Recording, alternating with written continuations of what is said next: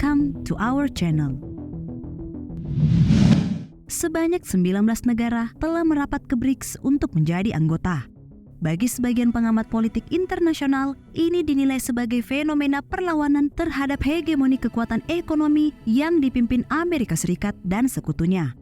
Duta Besar Afrika Selatan untuk BRICS, Anil Suklal mengatakan, sejak pembentukannya di tahun 2009, geng ekonomi ini hanya menerima satu anggota baru pada tahun 2010. Tapi sekarang, menurutnya sudah ada 19 negara menyatakan minat untuk bergabung.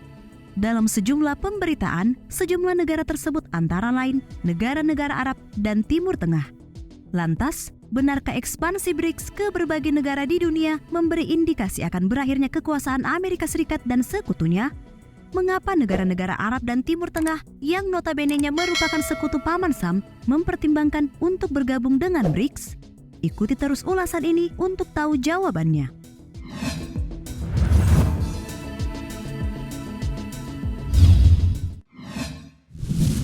BRICS bakal mendominasi ekonomi global. Negara-negara BRICS dikabarkan akan menciptakan mata uang baru yang bisa mengganggu dominasi dolar Amerika Serikat. Rencana negara-negara anggota BRICS itu diyakini akan menggempur dolar dalam perdagangan internasional. BRICS sendiri merupakan akronim dari Brazil, Rusia, India, China, dan South Africa atau Afrika Selatan. Adalah ekonom Goldman Sachs, Jim O'Neill, merupakan orang pertama yang menciptakan istilah BRICS di tahun 2001. Namun saat itu, sebutannya ialah BRIC, belum termasuk Afrika Selatan. Negara ini baru masuk di tahun 2010 yang akhirnya mengubah BRIC menjadi BRICS. Ia percaya bahwa BRICS bakal mendominasi ekonomi global pada tahun 2050 mendatang. Lebih jauh, O'Neill dari Goldman Sachs mencatat pada tahun 2001 diharapkan tumbuh lebih cepat daripada kelompok 7 atau G7 yang terdiri dari 7 ekonomi global terkemuka. Ya, bisa dikatakan BRICS ini merupakan tandingan dari kelompok G7 yang dibentuk oleh negara-negara maju, termasuk Kanada, Prancis, Jerman, Italia, Inggris, Amerika, dan Jepang. Dalam makalahnya Building Better Global Economic BRICS di tahun 2001, O'Neill mempresentasikan pandangannya tentang potensi negara-negara BRIC. Kemudian pada tahun 2003, rekan O'Neill di Goldman Sachs, Rupa Purushothaman dan Dominic Wilson mempresentasikan sebuah laporan berjudul Dreaming with BRICS, The Path to 2050. Mereka mengklaim kalau pada tahun 2050, BRICS akan menjadi lebih menonjol daripada G7 dan mengubah tampilan ekonomi dunia dalam 4 dekade.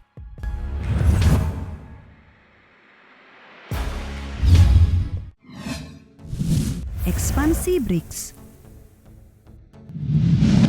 Seperti diketahui, sebanyak 19 negara termasuk Indonesia kabarnya menaruh minat bergabung dengan BRICS. Hal itu disampaikan oleh Duta Besar Afrika untuk BRICS, Anil Suklal dalam sebuah wawancara pada Senin 24 April 2023, sebagaimana dilansir The Times of India. Beberapa di antara belasan negara tersebut ialah anggota-anggota Liga Arab seperti Aljazair, Arab Saudi, Uni Emirat Arab, Mesir, Bahrain, dan Iran. Permintaan itu muncul seiring dengan prediksi atas capaian BRICS yang dinilai bisa melampaui dominasi negara G7 pimpinan Amerika Serikat.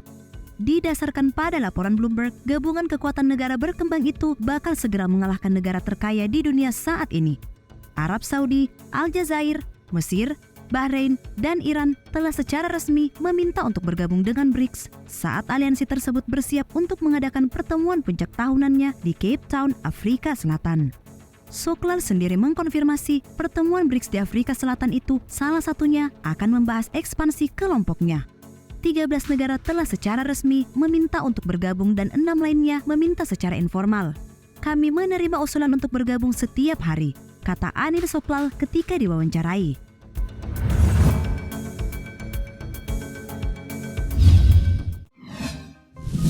Kekuatan baru ekonomi global. Hasil sejumlah analisis menyatakan negara-negara G7 dan BRICS masing-masing berkontribusi seimbang terhadap pertumbuhan ekonomi global pada tahun 2020.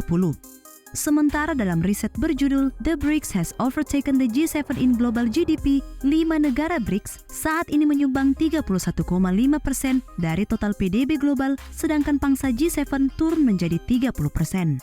BRICS diharapkan untuk memberikan kontribusi lebih dari 50% dari PDB global di tahun 2030 dengan perluasan yang diusulkan hampir pasti memajukannya.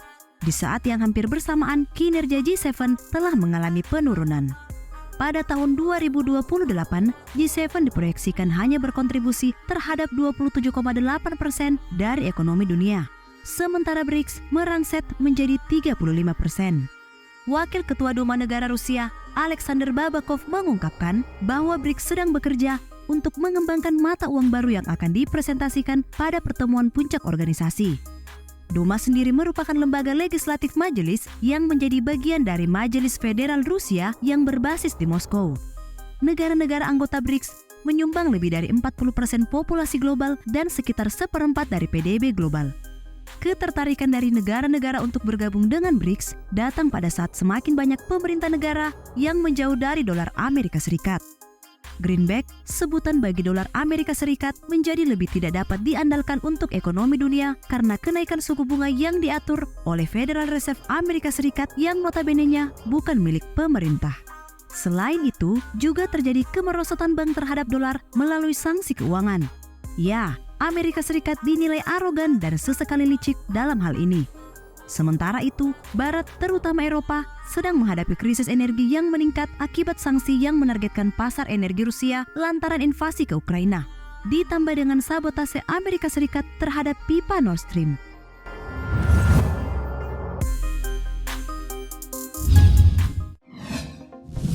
Alasan beberapa negara pilih BRICS. Pada saat organisasi yang terlibat dalam kerjasama global tampaknya telah kehilangan momentum dalam upaya untuk menemukan solusi nyata atas konflik, kemiskinan, krisis iklim, dan krisis pangan, BRICS datang dengan keinginan dan menawarkan tata kelola global alternatif. Upayanya kemudian dianggap sebagai tantangan terhadap tatanan dunia yang kini ada.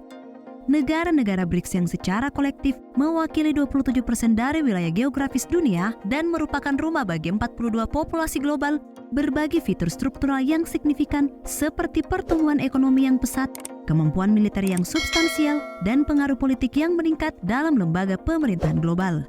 Menurut Dana Moneter Internasional, Tiongkok menyumbang lebih dari 70% ekonomi grup, India sekitar 13%, Rusia dan Brasil sama-sama sekitar 7%, dan Afrika Selatan 3%.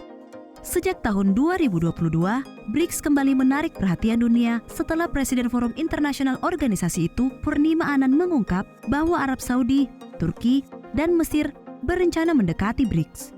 Pernyataan ini muncul segera usai pengumuman Rusia bahwa Argentina dan Iran telah memulai proses untuk bergabung. Selama pertemuan BRICS ke-14 di Beijing pada tahun 2022 lalu, Presiden Tiongkok Xi Jinping menekankan percepatan ekspansi BRICS ke sejumlah negara. Di saat yang sama, Menteri Luar Negeri dari Kazakhstan, Arab Saudi, Argentina, Mesir, Indonesia, Nigeria, Senegal, United Arab Emirates, Thailand, dan negara tamu lainnya menghadiri pertemuan luar negeri BRICS untuk pertama kalinya. Dorongan untuk ekspansi BRICS semakin kuat dengan latar belakang konflik yang sedang berlangsung antara Rusia dan Ukraina.